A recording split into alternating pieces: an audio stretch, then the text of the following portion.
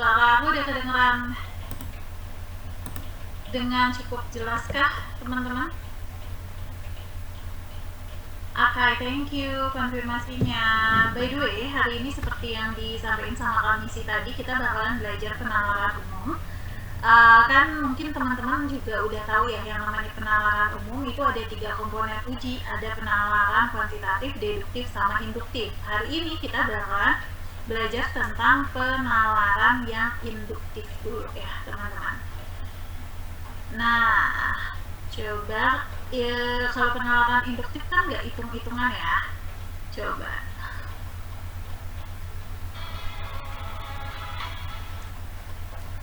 By the way, karena aku lagi ada permasalahan untuk sharing screen dalam bentuk slideshow.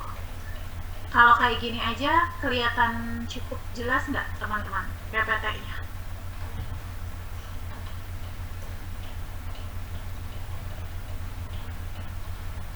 Aman nggak kalau kayak gini aja? Jelas ya, jelas. Oke deh, kalau gitu, thank you teman-teman. Wait.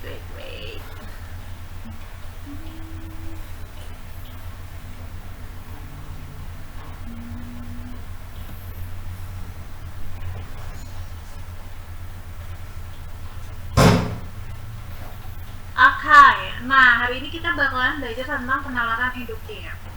Penalaran induktif itu pada dasarnya adalah kemampuan untuk mengamati fakta-fakta atau kejadian-kejadian untuk menemukan prinsip atau aturan-aturan yang mendasarinya ya. Ini konsep dasar dari penalaran induktif.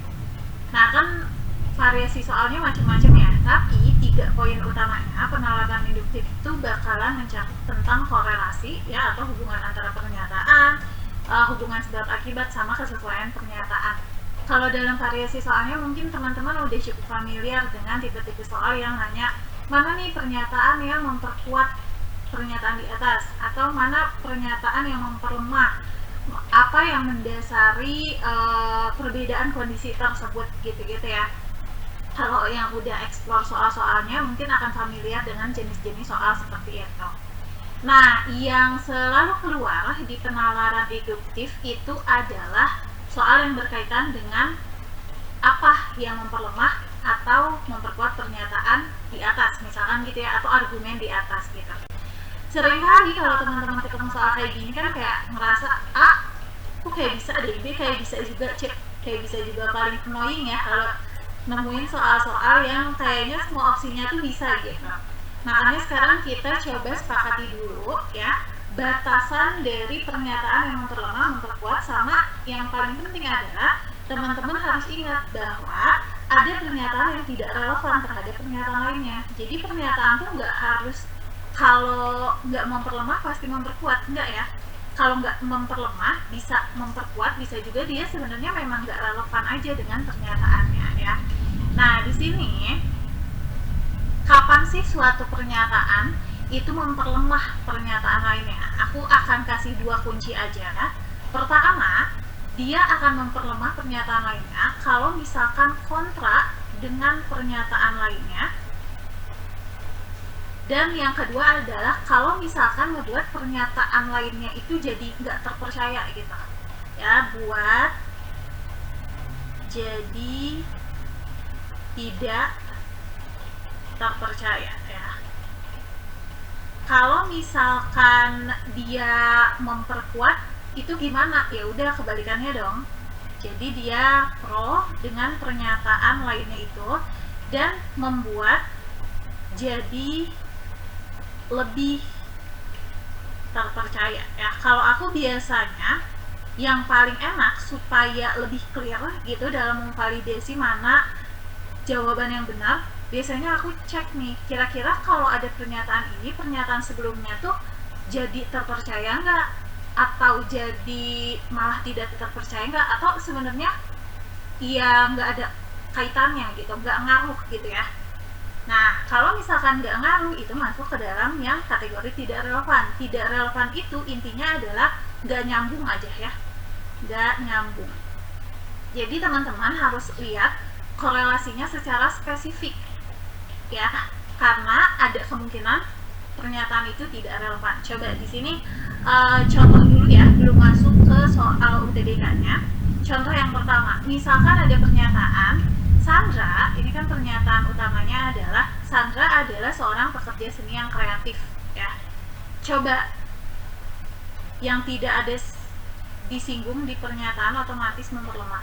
Nah ini seperti yang dibilang tadi ya, kalau ada pernyataan yang tidak disinggung di pernyataan berarti tidak relevan, jangan otomatis memperlemah gitu. Ini coba dilihat contohnya ya, semoga terjawab nih dengan pembahasan soal ini. Untuk pernyataan yang pertama, Sandra selalu memunculkan karya dengan ide-ide beragam, kira-kira dia memperlemah, memperkuat, atau tidak relevan dengan yang kreatif ini? Coba, Sandra selalu memunculkan ide-ide yang beragam, katanya guys. Gimana? Memperkuat, kuat. Nice ya. Karena apa? Karena di sini kita lihat korelasi yang spesifiknya, teman-teman. Dia kreatif, klaimnya adalah dia kreatif ya. Kreatif itu kan berkaitan dengan inovasi atau ide-ide yang fresh, ide-ide yang cemerlang gitu. Jadi kalau ada orang yang bilang Sandra tuh selalu ngasih karya yang idenya tuh beragam dan cemerlang, kita jadi percaya dong kalau Sandra itu adalah orang yang kreatif gitu. Jadi teman-teman dicobain aja feel-nya saat ngebaca pernyataan yang lainnya itu, jadi lebih percaya nggak dengan pernyataan utamanya gitu ya. Jadi yang ini memperkuat. Kalau yang selanjutnya apa? Yang kedua,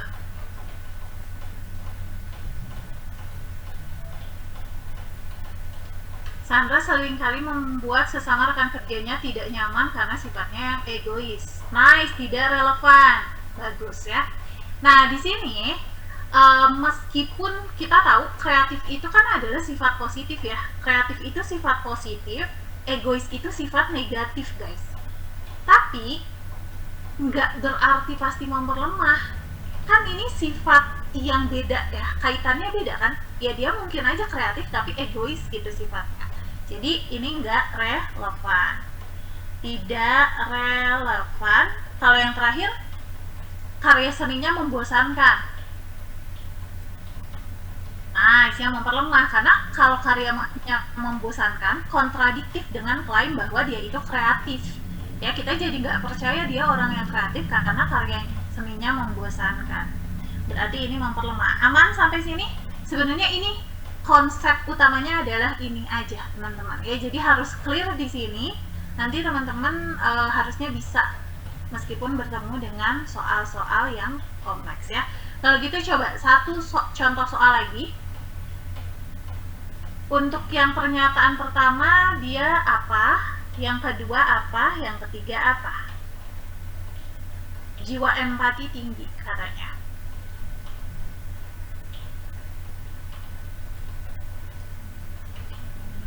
Yang pertama dulu apa? Seringkali melontarkan kata-kata yang menyakiti hati temannya. Memperlemah, betul, karena memiliki jiwa empati yang tinggi itu kontradiktif dengan ngomongnya seenaknya gitu ya. Kalau jiwa empatinya tinggi berarti kan dia akan memikirkan perasaan orang lain, berusaha untuk ada di posisi orang lain gitu ya. Jadi di sini lemah. Terus kalau yang kedua malas,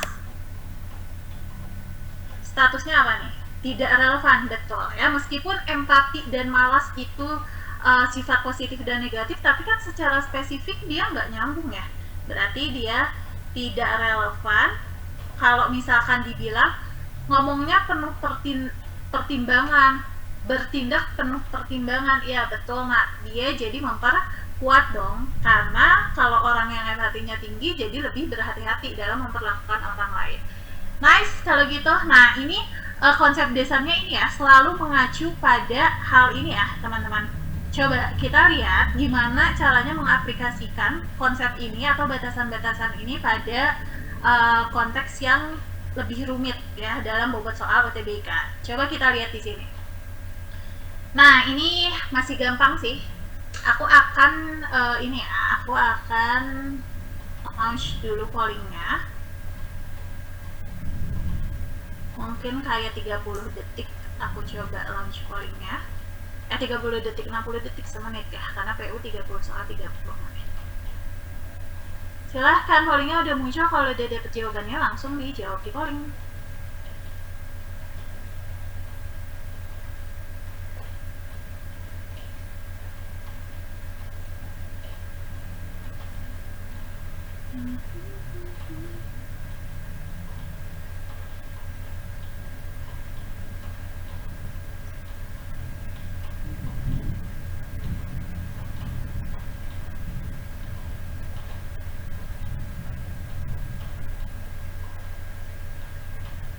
Waktunya 15 detik lagi ya guys.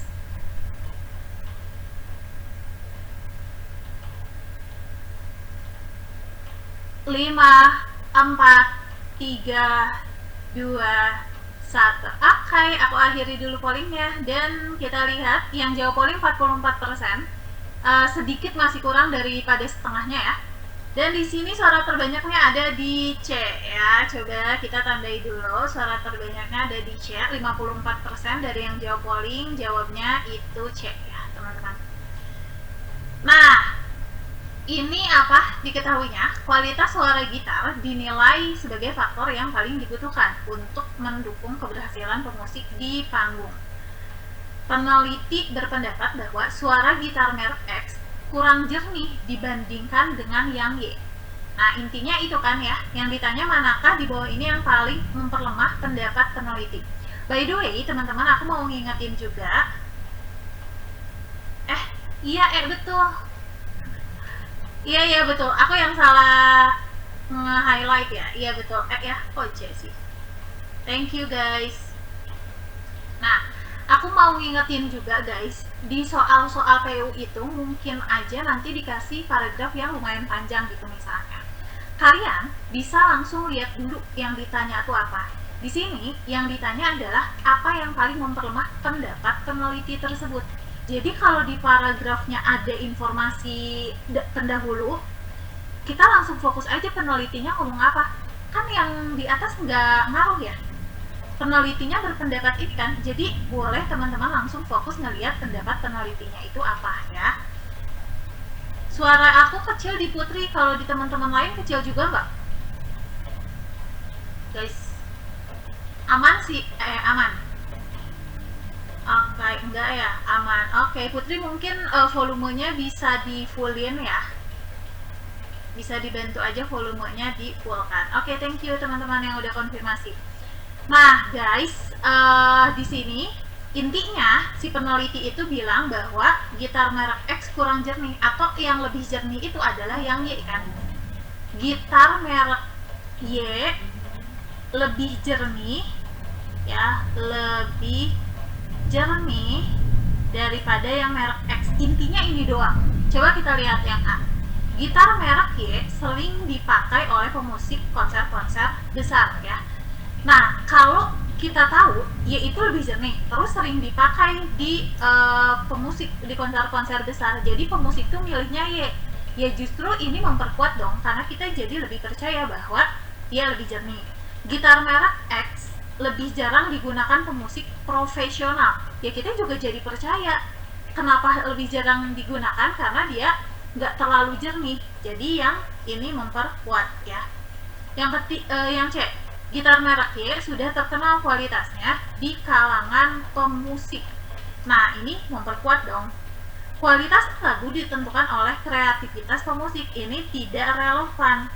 Gitar merek X dibuat dari bahan pilihan yang berkualitas. Dari bahan gitar merek X kurang jernih dibandingkan. Nah, ini ya yang yang memperlemah. Karena apa? Karena kalau misalkan dia dibuat dari bahan yang berkualitas, kita jadi kurang percaya bahwa dia nggak begitu jernih kan.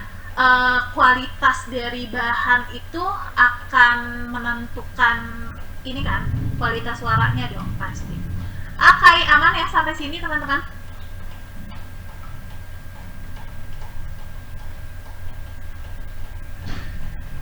Amankah guys? Untuk yang udah aman aku minta konfirmasinya. Ada yang mau ditanya langsung ditanya. Thank you Maya, thank you Rafli konfirmasinya, thank you. Hairul, calon maba psikologi, amin, thank you. Nah guys, coba kita lanjut ya ke soal berikutnya. Waktunya aku coba tetap konsisten di 60 detik dulu ya untuk soal berikutnya. Wih.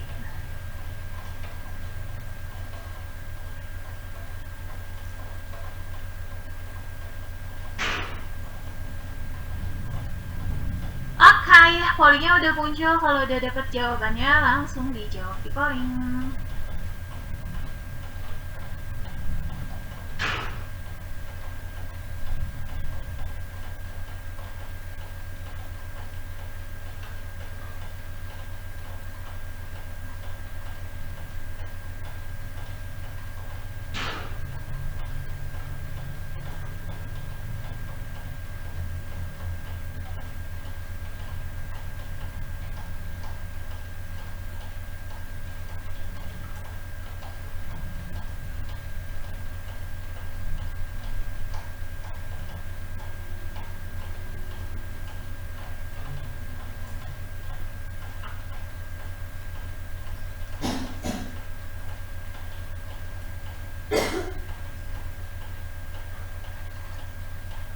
Waktunya 5 detik lagi, tapi masih sedikit yang jawab polling. Aku kasih tambahan waktu 30 detik ya.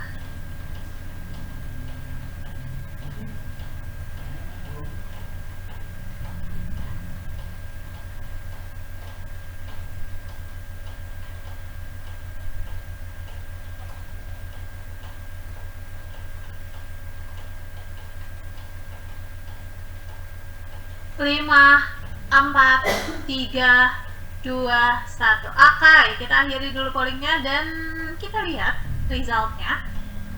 Suara terbanyaknya ada di B dan kali ini lumayan kompak, 63% yang jawab polling jawabnya B ya teman-teman. Nah, coba ini tandai dulu B ya. Di sini katanya yang ditanya apa? Manakah pernyataan berikut yang memperlemah pendapat ketua BEM? Langsung lihat pendapat ketua BEM ya. Kalau teman-teman mau nyari pendapat ketua BEM, lihat aja ketua BEM ada di sini. Berpendapat bahwa masa orientasi tetaplah menjadi kegiatan yang membantu mahasiswa baru untuk memahami perbedaan mendasar antara siswa dan mahasiswa, sehingga mereka memiliki kemampuan baik untuk menyesuaikan diri di masa transisi ya. Jadi intinya ini juga teman-teman harus ini ya, harus terbiasa dalam nentuin inti dari pendapat atau inti dari argumen itu apa, supaya gampang nanti ngerjainnya pas saat tes dan nggak memakan waktu. Intinya si ketua BEM tersebut berpendapat bahwa orientasi itu ngasih dampak positif, yaitu jadi mampu beradaptasi dengan baik ya, adaptable atau adaptable itu bahasa Indonesianya apa ya, adaptasinya baik gitu ya, adaptasi baik. Nah, coba kita lihat nih opsi jawabannya teman-teman. Masa orientasi membutuhkan banyak biaya. Kalau yang A statusnya apa? Kalau teman-teman lagi latihan, dibiasakan untuk mengkategorikan ya, supaya semakin kuat konsepnya. Mengkategorikan kenapa dia nggak memperlemah, apakah karena tidak relevan atau karena memperkuat. Iya betul, tidak relevan ya teman-teman, kan nggak lagi ngomongin biaya kan, tidak relevan. Setelah masa orientasi berakhir, sebagian besar mahasiswa merasa tertekan karena merasa kegiatan sebagai mahasiswa sangat berbeda dengan kegiatan mereka sebelumnya. Sudah orientasi itu tertekan karena kaget, mahasiswa tuh beda banget ya dengan kegiatan mereka sebelumnya. Berarti ini jadi kontra dong ya, tertekan sama dia tuh masih kaget-kaget gitu. Oh, mahasiswa tuh kayak gini, padahal dibilangnya jadi bisa membedakan antara mahasiswa dan siswa. Terus adaptasinya baik, adaptasinya masih buruk kan setelah orientasi. Jadi di sini kontra ya kan, ditanya yang memperlemah. Kalau konteksnya tes dan teman-teman ngerasa udah yakin itu memperlemah, boleh langsung dijawab B ya. Tapi saat teman-teman lagi latihan, biasakan kategorikan semuanya gitu, jadi supaya nanti pas tesnya gampang PD-nya. Nah ini yang C, kegiatan orientasi lebih banyak dampak negatif dibandingkan dampak positif. Ini juga sebenarnya tidak relevan teman-teman, karena kan si ketua BEM-nya nggak ngomongin dampak positifnya tuh lebih banyak atau lebih sedikit kan, nggak ngomongin banyakan mana, tapi dia bilang tetap masih positif kok gitu ya. Masa orientasi menyita banyak waktu, tidak relevan, nggak ngomongin tentang waktu. Masa orientasi memberikan gambaran pada mahasiswa baru mengenai apa yang mereka hadapi sebagai mahasiswa, sekaligus menjadi kesempatan untuk mempersiapkan mental mereka. Nah ini kalau ada statement yang kita jadi percaya, iya dong, mereka nanti jadi bisa ngebedain antara mahasiswa dan siswa, mereka jadi bagus nih adaptasinya gitu ya. Kalau ini justru memperkuat. Jadi yang yang B yang memperlemah jawabannya. Aman sampai sini? Coba kalau udah aman, kita akan coba soal yang lebih challenging lagi. Aman. Nah, istilahnya jadi semoga kali ini teman-teman jadi ini ya. Jadi lebih tahu batasan memperlemah, memperkuat, dan tidak relevan itu seperti apa gitu. Ya, oke. Kalau kayak gitu kita lanjut ke soal berikutnya. Nah, untuk soal berikutnya akan aku coba launch lagi pollingnya. Nanti kalau 15 detik akhir akan aku remind ya. Saat pollingnya akan ditutup, 15 detik terakhir akan aku remind. Di launch. Lama oke. Pollingnya udah muncul ya guys. Kalau udah dapet jawabannya langsung saja dijawab di polling.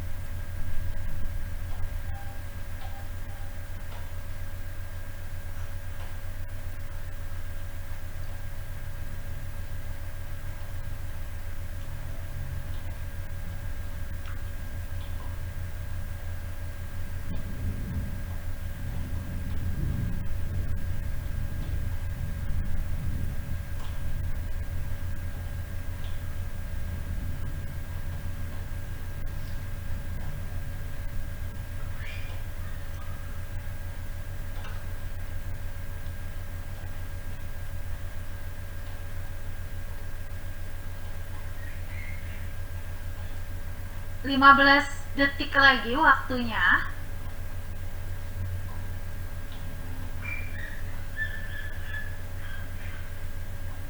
Lima, 4, 3, 2, 1. Oke, aku akhiri dulu pollingnya dan kita lihat ternyata suara terbanyak ada di C sama D. Enggak deh, C doang. 39% jawabnya C ya. Nah, tapi ini lumayan nyebar ya teman-teman. C sama D tipis, ada yang jawab A, B, sama E juga ya. Tapi terbanyaknya ada di C. Coba kita tandai dulu aja, terbanyaknya ada di C berarti. Sip. Ini yang ditanya apa? Yang ditanya yang memperkuat kesimpulan penelitian mahasiswa tersebut. Berarti kita langsung lihat kesimpulannya ya. Hasil penelitian tersebut menyimpulkan bahwa urin sapi sebagai media kultur tambahan spirulina menjadi faktor yang mempercepat pertumbuhan. Guys, yang namanya penelitian itu kan berarti percobaan. Hasil dari penelitian berarti penemuan baru, ya nggak? Konsep penelitian tuh kayak gitu kan. Nyoba berarti hasil dari penelitian adalah penemuan baru ya. Jadi di sini penemuan barunya, jadi penelitian tersebut itu menunjukkan ada penemuan baru bahwa saat ditambahkan spirulina maka pertumbuhannya cepat.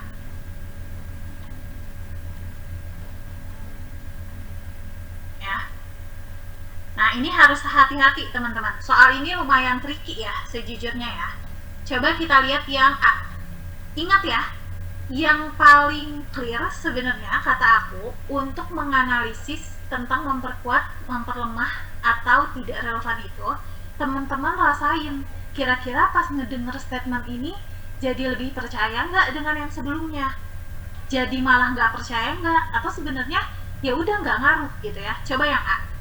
Selain penambahan urin sapi, pada penelitian tersebut juga dilakukan peningkatan kadar penyinaran. Katanya selain ditambahin urin sapi, perlakuan di penelitiannya itu adalah dinaikin juga kadar penyinarannya. Dengan baca yang A, kalau aku nih jadi nggak percaya dong. Karena apa? Karena ternyata nggak cuma ditambah urin sapi doang perlakuannya, ada kadar penyinaran juga. Bisa jadi yang mempercepat pertumbuhan itu adalah si kadar penyinarannya justru. Ya, jadi ini ngebuat jadi nggak terpercaya, justru memperlemah ya. Jadi yang A ini bukan tidak relevan, dia relevan dong. Kalau ternyata dia percobaannya itu adalah ditambahin urin sapi, terus ditingkatin kadar penyinarannya, dia nyimpulin bahwa oh urin sapi lah, kok aku bilang penambahan spirulina ya, penambahan urin sapi dong harusnya. Di sini salah ya guys, ini penambahan urin ini mempercepat pertumbuhan spirulina.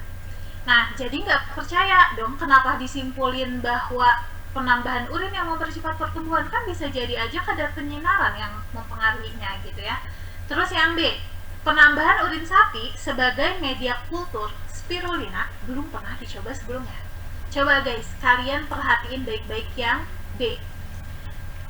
Kalau kita tahu sebelumnya tuh kalau kultur spirulina tuh nggak pernah dikasih urin sapi, kita jadi percaya dong bahwa oh emang urin sapi yang mempercepat pertumbuhan, karena saat ditambahin jadi cepat pertumbuhannya, dan sebelumnya belum pernah pakai urin sapi.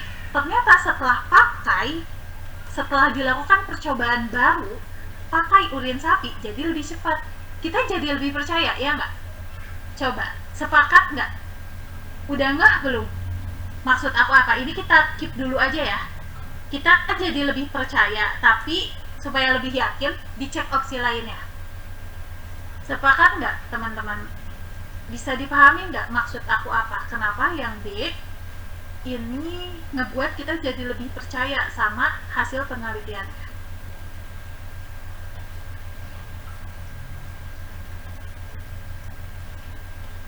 Gimana? Kok sepi? Sepakat ya, Fahri sepakat. Iya, yang C kita belum ke C ya. Makanya aku bilang belum menulis bahwa ini pasti memperkuat, tapi kita jadi lebih percaya dong. Dengan logika tadi ya, dengan logika bahwa sebelumnya kalau kultur spirulina ini nggak pakai urin sapi, tapi pas dicoba pakai urin sapi, oh cepet nih pertumbuhannya, jadi kita lebih percaya. Nah sekarang coba kita lihat yang C. Mahasiswa tersebut melakukan penelitian lanjutan mengenai batas maksimal percepatan pertumbuhan spirulina dengan perlakuan penambahan urin sapi. Jadi yang C ini guys, sepakati dulu maksud yang C ya. Dia tuh ngomongin tentang penelitian lain. Emang percepatannya maksimal berapa sih? Coba ditambahin kadar urinnya, dia maksimal bisa percepatannya berapa gitu, bisa mentok lebih cepat berapa lagi. Jadi sebenarnya yang C justru tidak relevan. Kita tuh kan harus nguji dari penelitian yang pertama ini, mana yang ngebuat penelitian pertama tersebut jadi lebih terpercaya. Bener nggak urin tuh ngaruh ke percepatan pertumbuhan. Kalau dia selanjutnya mau ngecek variabel lain lagi terkait emang maksimal bisa percepatannya berapa sih, coba deh ditambahin dosisnya, ya itu mah nggak nyambung dengan yang sebelumnya kan. Itu mah lebih kepada informasi tambahan aja, tapi nggak ngebuat kita bisa nguji apakah statement awal itu jadi lebih kuat atau jadi lebih lemah gitu. Justru yang C ini tidak relevan. Bisa diterima nggak guys? Coba. harus penuh konsentrasi ya. Fahri bisa, yang lain gimana? Soal-soal induktif memang Agita juga bisa. Nice ya, jadi jangan sampai terkecoh guys. Di induktif kalian memang akan menemukan banyak kecohan. Yang namanya ngerjain soal bukan pakai rumus dan outputnya bukan angka gitu ya, pasti banyak kecohannya. Jadi harus benar-benar berpegang teguh pada batasan-batasan yang kalian udah tahu ya. Nah, yang D, urin sapi memang merupakan salah satu media kultur spirulina selama ini. Kalau yang D, ya kita jadi nggak percaya lah, selama ini juga toh udah pakai urin sapi kalau kultur. Kenapa di simpulan di penelitian itu bahwa pakai urin jadi mempercepat tuh tambah cepat kan? Di sini ngomongnya mempercepat, jadi tambah cepat dari biasanya. Toh selama ini juga udah pakai urin sapi. Kenapa disimpulin dengan pakai jadi mempercepat gitu, jadi lebih cepat dari biasanya? Justru ini kita jadi lemah, kita jadi nggak percaya dengan kesimpulannya dari penemuan tersebut ya. Kalau yang E, selain penambahan urin sapi, pada penelitian tersebut juga dilakukan penambahan penggunaan urea. Nah kalau yang E sama dengan yang A ya, jadi nggak cuma ditambah urin doang, ditambah juga urea, jadi lemah nih ya. Bisa aja kan urea ternyata yang berpengaruh terhadap percepatannya. Jadi yang memperkuat kita udah valid ya, yang memperkuat adalah yang D. Yang B tadi by the way diisinya sedikit doang guys ya, jadi ini lumayan banyak terkecoh sepertinya di soal ini. Gak apa-apa, tapi berdasarkan penjelasannya bisa diterima. Berarti bukan penelitian lanjutan tentang penelitian yang di soal ya kak? Iya, penelitian lanjutan tentang penelitian yang di soal, tapi kita disuruhnya mana yang memperkuat penelitian yang di soal. Jadi fokus pada penelitian awal yang ditemukan gitu. Oke.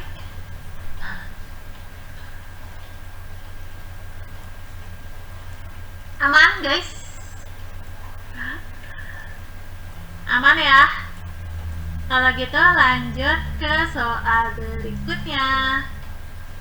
Lebih teliti lagi, ayo ya. Untuk selanjutnya aku akan launch lagi polling bentar.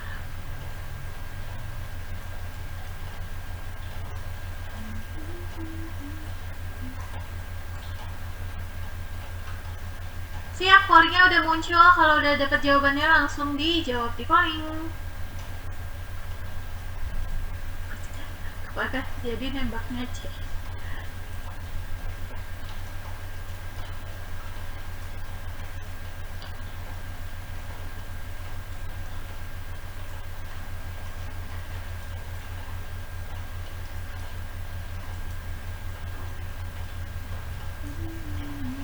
Ini akan aku launch pollingnya 1 menit doang ya.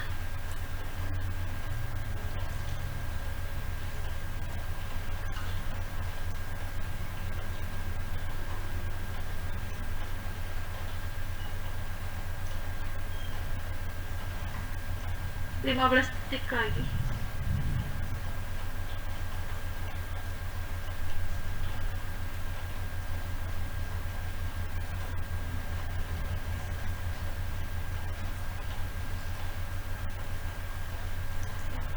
Aku tambahin aja waktu.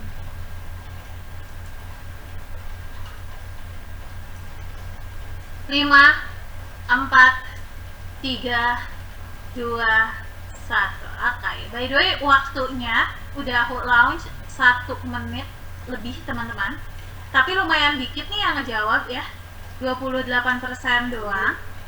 Dan jawaban terbanyaknya ada di E ya, suara terbanyak ada di E teman-teman. Kok berubah jadi 50% deh partisipan yang jawab. Nah tadi berarti ini ya, delay. Jawaban terbanyaknya ada di E. Oke, ini lumayan kompak kali ini. Semuanya ngomongin tentang playground ya. Yang ditanya adalah mana yang paling tepat mengenai pernyataan manajer. Untuk pelanggan A ngomongin tentang playground X. Katanya si playground ini ngebuat anak itu melakukan aktivitas bla bla bla bla yang bisa menstimulasi motorik kasar anak. Jadi ngomongin tentang pengaruh playground terhadap motorik ya. Intinya yang A ngomongin itu. Kalau yang B ngomongin tentang semua jenis permainannya dapat dimainkan dan nggak bisa dimainkan dalam satu kali pembelian tiket ya, karena waktunya dibatasi. Yang B bilang tentang efisiensi main di playground gitu ya. Kalau manajernya ngomongin apa? Ngomongin tentang batasan umur kan, batasan umur dan tinggi badan. Katanya dapat dipastikan semua permainan bisa dimainkan dengan aman. Keamanan, ngomongin tentang keamanan. Ada korelasinya nggak yang mereka omongin? Mereka sama-sama ngomongin playground sih, tapi poin spesifik yang mereka omongin nyambung nggak? Antara manajer ke B, antara manajer ke A. Manajer ke B gimana? Tidak relevan, betul. Statement manajer terhadap statement pelanggan B tidak relevan, terhadap yang A juga tidak relevan. Berarti ya udah nggak relevan sama A dan B. Aman sampai sini? Iya, untuk yang udah aman tolong konfirmasi, untuk yang masih bingung silahkan ditanyakan. Aman ya guys? Oke, kalau udah aman akan kita lanjutkan ke soal berikutnya. Untuk soal berikutnya silahkan, masih tentang memperkuat, memperlemah juga ya.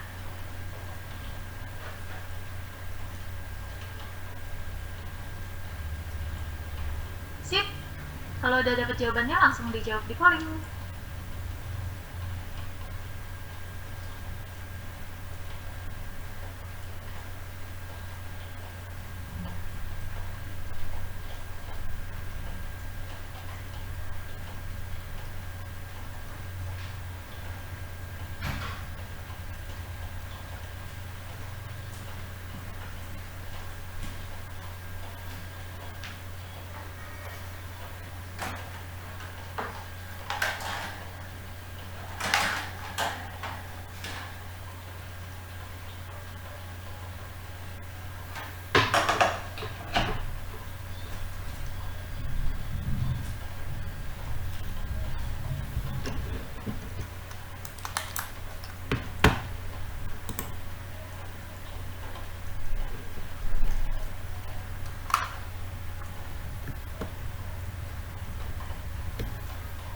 Lima 15 detik lagi ya waktunya ya.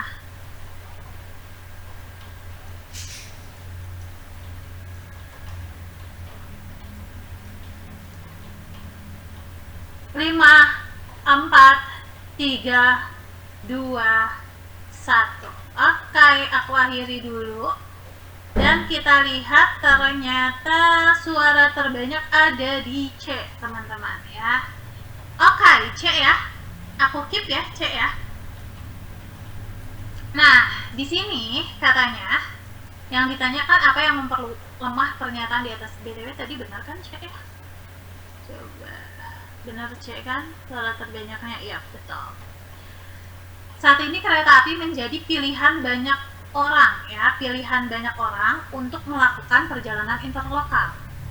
Karena terhindar dari kendaraan kemacetan, dengan menggunakan kereta api penumpang mendapatkan estimasi waktu sampai yang lebih pasti ya, sampainya lebih pasti. Kereta api interlokal menyediakan dua jenis kelas berbeda, yaitu ekonomi dan bisnis. Kereta api kelas ekonomi cocok untuk penumpang yang ingin meminimalisir budget. Jadi kalau ekonomi bisa meminimalisir budget ya. Oke, coba kita lihat di sini teman-teman ya. Yang A dulu.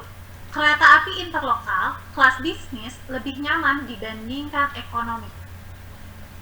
Yang dibandingkan di sini tentang kereta api bisnis dan ekonomi hanya tentang harganya. Karena apa? Karena di sini ada statement bahwa lebih bisa meminimalisir budget ya. Kalau bisa meminimalisir budget berarti dia lebih murah dong. Tapi nggak boleh disimpulin lebih nyaman mana, teman-teman. Meskipun ya kita tahu lah ya, dalam kondisi kehidupan nyata, bisnis lebih nyaman.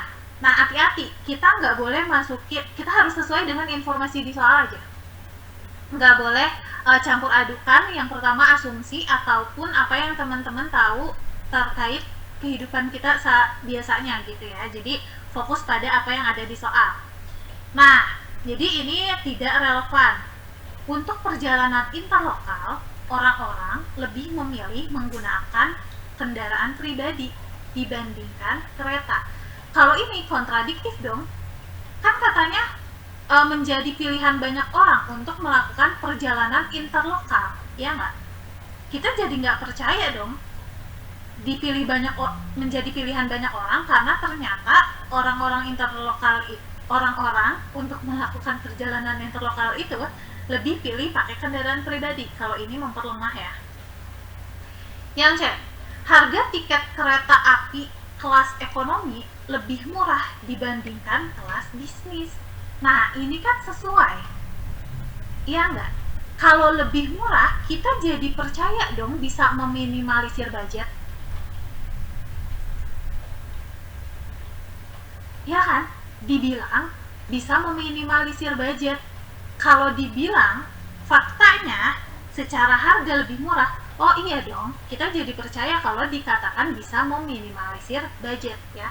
Yang C membuat jadi lebih terpercaya. Coba ya, supaya yang lain bisa terima nih, lebih percaya. Kita lihat opsi lainnya juga.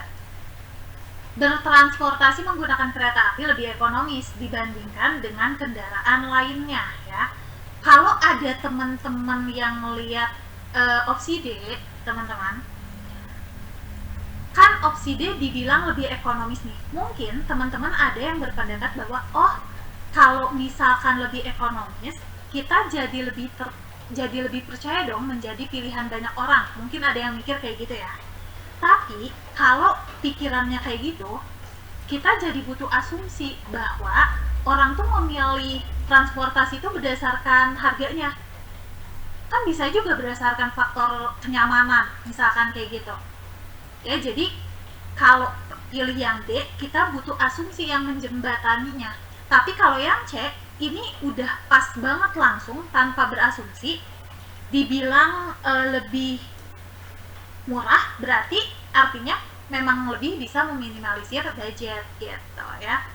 Nah, kalau yang kereta api interlokal kelas ekonomi dapat mengangkut penumpang lebih banyak. Kalau ini nggak relevan dong, kan nggak ngomongin tentang ini ya, nggak ngomongin tentang kapasitas penumpangnya. Jadi yang sesuai adalah yang C. Sampai sini aman nggak teman-teman? Iya betul, artinya kita harus melakukan simpulan berdasarkan soal. Tapi ada juga nih yang ini pertanyaan-pertanyaan yang mana yang paling mungkin. Nah, kalau ditanya yang paling mungkin ya teman-teman, mungkin aja dari opsi jawabannya itu A sama B misalkan mungkin nih. Tapi kalau ditanya yang paling, berarti yang asumsinya tuh paling kecil gitu. Kita berasumsi ya. Nanti ada contohnya ya. Coba kita lanjut dulu ya ke soal berikutnya ya. Nah, soal berikutnya, oke, ini bukan ini lagi ya, bukan memperlemah memperkuat lagi ya. Yang ditanya adalah mana yang paling mungkin. Nah, ini nih. Mana yang paling mungkin mendasari argumen pengamat di atas. Coba.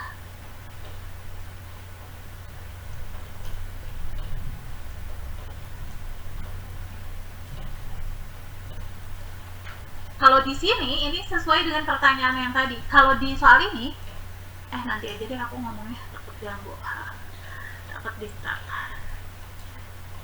Silahkan diisi dulu di polling ya.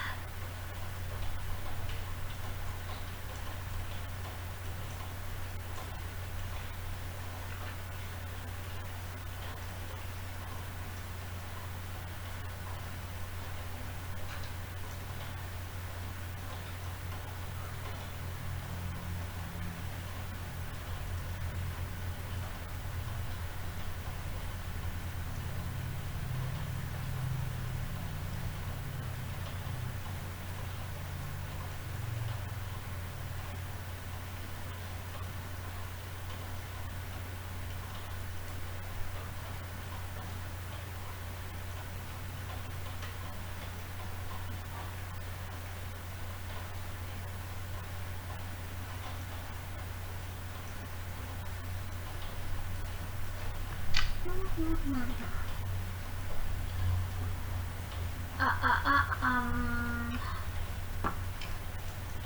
15 detik lagi.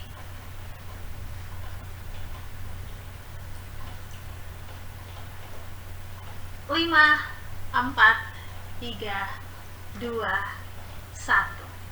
Akan kita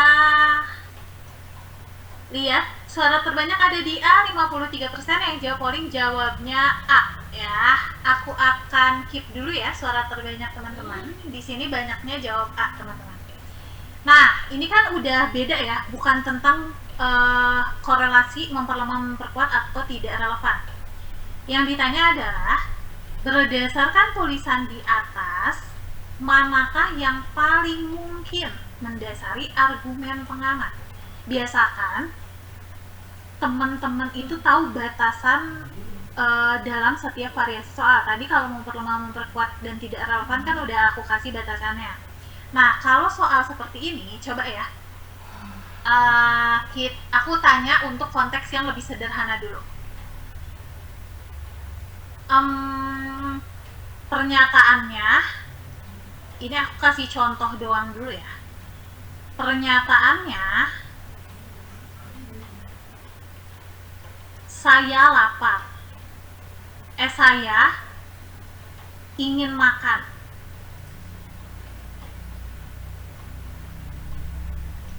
Kalau aku tanya, apa sih yang paling mungkin mendasari pernyataan ini? Yang mendasarinya apa? Paling mungkin yang mendasari pernyataan di atas apa? Karena lapar, gitu kan? Nice, betul. Terus, teman-teman lihat, emang apa hubungan mereka tuh? Berlaku hubungan sebab akibat, ya enggak? Kita nyari hal yang mendasari itu, berarti kita mencari sebab dengan akibat yang udah diutarakan di atas, kan? Atau paling gampang ya, kalau ditanya apa yang mendasari argumen, paling gampang teman-teman tuh bikin aja nih struktur kalimatnya. Kan kalau sebab akibat tuh karena bla bla bla bla maka bla bla bla bla gitu kan. Karena bla bla bla bla maka akibatnya, karena sebab maka akibatnya. Di sini dari contoh yang aku kasih, akibatnya adalah aku jadi pengen makan katanya. Sebabnya atau hal yang mendasari ingin makan tuh apa? Lapar. Jadi teman-teman, yang mau teman-teman cari itu adalah sebab dari akibat yang udah diutarakan pada soal kan. Akibat yang udah diutarakan di sini apa? Akibat yang udah diutarakan pada soal ini ngomongin apa nih? Warga remaja perkotaan mulai menyukai mengenakan pakaian unik dengan warna-warna yang kontras. Ngomongin tentang ini ya, banyak di antara mereka mengenakan untuk sekedar berjalan di pusat perbelanjaan. Para pengamat melihat bahwa hal tersebut mempengaruhi perkembangan bisnis dunia fashion. Gitu. Ya, jadi di sini intinya argumen yang ngomongin argumen di sini apa? Guys, by the way, yang ditanya apa yang mendasari argumen pengamat ya. Jadi, kita cuma fokus ke argumennya aja. Hal tersebut mempengaruhi bisnis dunia fashion. Jadi, argumennya itu adalah variasi fashion remaja gitu ya. Variasi fashion ya, jadi ada Inggrisnya nggak apa-apa ya. Variasi fashion remaja mempengaruhi dunia bisnis. Mengaruhi dunia bisnis.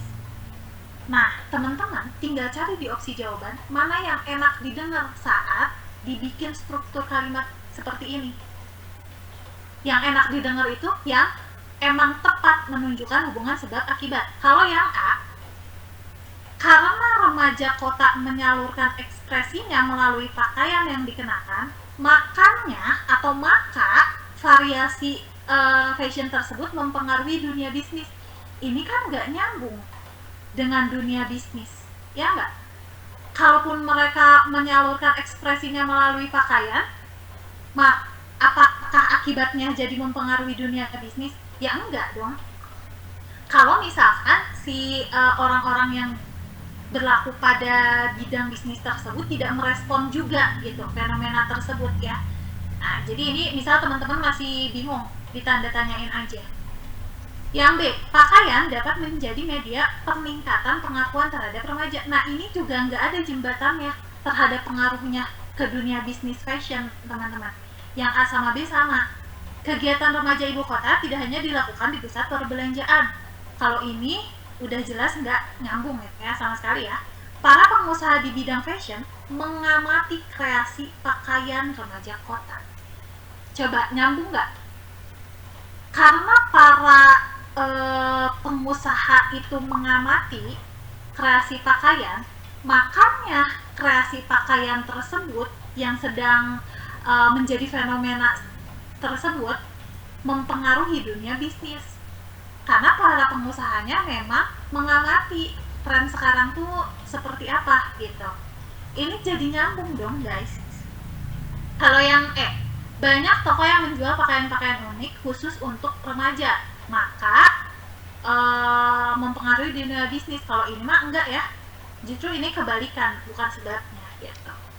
Jadi yang D yang paling sesuai menjadi sebab dengan akibat bahwa variasi fashion remaja saat ini mempengaruhi dunia bisnis fashion. Aman nggak kira-kira? Coba, lumayan banyak ya berarti ya yang kecoh. Tapi sebenarnya tadi yang jawab D juga lumayan. Ya nggak sih? Yang jawab D ada 29%. Betul, tapi mostly kecoh ke A, teman-teman. Harus ini ya, harus lebih teliti lagi guys. Ditanya apa yang paling mungkin mendasari argumen pengamatnya, bukan informasi yang ada di atasnya. Ini kayak udah UTBK deh. Ya dong, kan kita harus latihannya dengan bobot-bobot soal UTBK. Oke, coba ya kita lanjut ke soal berikutnya ya guys. Udah semakin panas kan ngabuburitnya. Kalau gitu, coba kita lanjut ke soal berikutnya. Aku akan launch lagi pollingnya.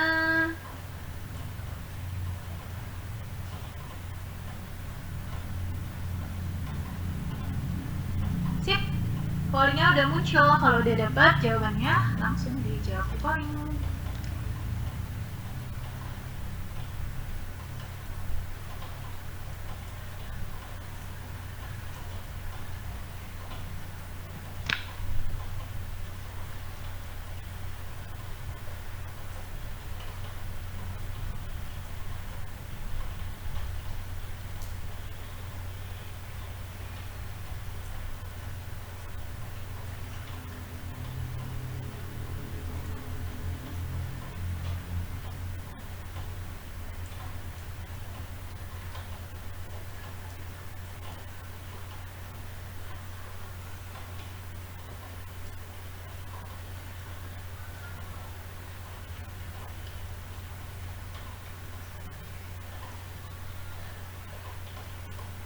Waktunya 10 detik lagi ya. 5, 4, 3, 2, 1. Oke, aku akhiri dulu pollingnya dan kita lihat. Wow, ini adalah suara persentase yang paling besar dibandingkan yang sebelumnya ya, 73%. Berarti kalian di soal ini paling kompak nih. Semoga benar jawabannya B ya. Kalau justru terkecoh 73%, agak sad guys. Nah, aku tandai dulu di sini. Suara terbanyaknya ada di B. Yang ditanya adalah manakah yang paling mungkin menjelaskan perbedaan dua kondisi tersebut. Emang ada kondisi apa sih? Jadi ada dua kondisi ya. Ada kondisi 1, kita tulis ada kondisi 2. Sebuah riset menunjukkan bahwa orang-orang yang tetap rutin menjalankan hobi di tengah kesibukan cenderung memiliki tingkat stres yang rendah. Namun, orang-orang yang tidak menjalankan hobi terbukti memiliki tingkat stres yang tinggi. Jadi kalau misalkan hobinya dijalankan, berarti mempengaruhi stresnya jadi rendah gitu ya. Tapi kalau misalkan hobinya tidak dijalankan, berarti stresnya jadi tinggi. Ini kan dua kondisi yang dimaksud tuh ini ya. Nah, coba kita lihat guys, mana yang kira-kira menjelaskan kenapa ada perbedaan dua kondisi yang saling bertolak belakang ini. Apakah karena ini juga sama ya? Yang paling mungkin menjelaskan perbedaan dua kondisi tersebut berarti kita nyari sebab. Karena kebanyakan orang tidak memiliki waktu luang yang cukup untuk menjalankan hobi, maka ada dua kondisi ini. Gak nyambung dong kalau kayak gitu ya. Kalau yang B, karena hobi memberikan waktu bagi otak dan tubuh untuk beristirahat sejenak dari berbagai sumber tekanan, maka orang yang menjalankan hobi akan tingkat stresnya akan rendah, sedangkan orang yang tidak menjalankan hobi tingkat stresnya akan tinggi. Nah, ini nyambung kan? Ya, coba kita keep dulu. Kalau yang C, karena sumber stres paling umum datang ini nggak nyambung ya, nggak ada kaitannya dengan hobi. Karena menjalankan hobi secara rutin menambah variasi dari aktivitas yang dilakukan. Nah, variasi dari aktivitas apakah berkaitan dengan tingkat stres? Kan belum tentu juga ya. Karena tidak sedikit orang yang kesulitan mengendalikan dirinya dalam menjalankan hobi sehingga dapat mengganggu produktivitas. Sehingga ada kondisi 1 dan 2. Nggak nyambung kalau kita pakai hubungan karena dan maka ya. Jadi yang sesuai adalah yang B ya. Karena sebab yang ada di opsi B akibatnya adalah kondisi 1 dan kondisi 2 ini. Oke, sampai sini amatkah guys? Ada yang mau ditanyain dulu nggak? Kalau udah aman aku minta konfirmasinya. Kalau misalkan ada yang mau ditanyakan silahkan langsung ditanyakan pertanyaannya apa. Aman. Nah, semoga dari sesi ini teman-teman jadi ini ya. Jadi lebih bisa explore lagi tipe-tipe soal penalaran induktif. Jadi lebih tahu juga batasan-batasan untuk menentukan korelasi antar pernyataan ya. Jadi nanti pas teman-teman latihan secara mandiri udah punya bekalnya nih. Batasannya seperti apa. Oke, waktu sudah menunjukkan pukul 16.30 teman-teman. Kalau gitu terima kasih banyak untuk ngabuburit yang berfaedah ini ya. Semoga sesinya mendatangkan banyak manfaat untuk kalian semua. Thank you teman-teman, sampai ketemu di sesi berikutnya. Selamat berbuka puasa, bye-bye.